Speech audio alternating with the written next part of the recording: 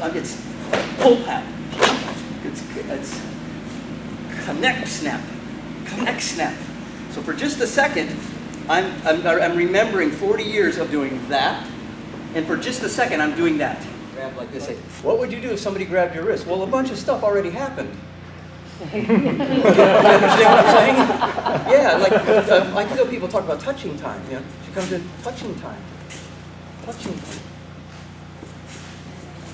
Because sometimes the lessons are kind of wrapped inside the lesson. So there's like stuff maybe you can get. So one of the things I would say, karate people tend to be a little myopic because we're so much always focusing on this person. And then you introduce sport martial art and we get even more focused on this person. But if you think about like kata, it's not about one person, it's about a lot of people, right?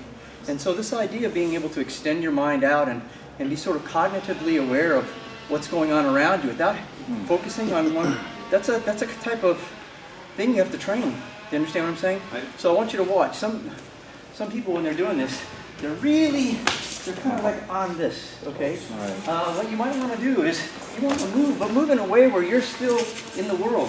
So when I'm blocking her, my sense of my body is one where I can see everybody in the room. My feeling is out like that. I'm not. As soon as I start my technique, my zanshin doesn't go, and now I'm like fighting this person. Do you follow?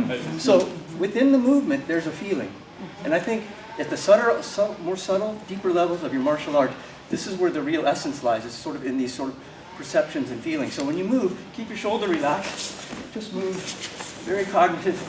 And even this person can have a lot of angst, but doesn't necessarily mean I get drawn into their angst. Right. There's self-control, right? Okay, give it a try. What you don't want to do is think about you're catching the person. You're not attacking their leg. You're attaching their leg to your movement. That's the feeling. So when she comes, it's not what she's doing, it's what I'm doing. I'm attaching her leg to my movement. You follow? Now, if you don't do that, the shape will change.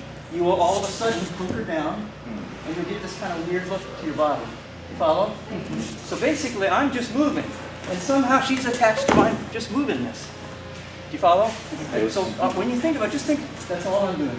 Now, the way I felt when I first attacked Satomi Sensei, because I uked for him for about 15 years, it didn't seem to matter what I was doing. It's somewhere in the occurrence, I just became part of what he was doing. We oftentimes start our technique where we're straight, but like how you move in your entrance will direct your partner. Okay? So what's your reaction by stuff like that? Yeah, steps like that. Right? You try to visually stay in line. If I go like this, you do things like that. So we're going to use that. I'm going to make that step, and I'm going to make it like that. So I'm going to here, cut, kick. Here, cut, kick. So I'm getting him, hopefully, to walk into that kick. Hi. Step, kick. When she comes in, my movement is the whole thing is just attached to movement. Do you understand what I'm saying? So watch some people, they go like this, then they stop moving. Now it all of a sudden comes down to my wrist. Me trying to muscle my way through it. Just let your movement be what's doing all the work. So, you okay with that? So basically, my movement. And I'm attaching my arm to that receding center. And there's a timing issue. Like if I go too soon, I lose her. If I go too late, we bang. I want to kind of catch her movement. She grabs.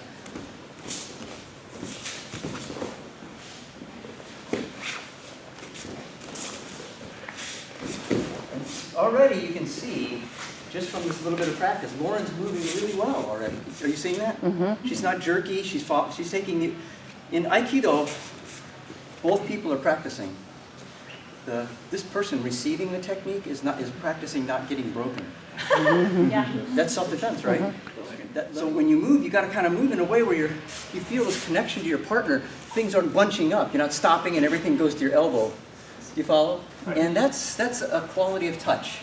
It's a practice where you're constantly working with a partner, but at some point you're going to start to feel that kind of synchronization, or what they call masubi, with your partner.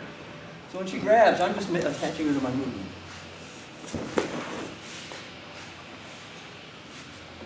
Attaching to the movement.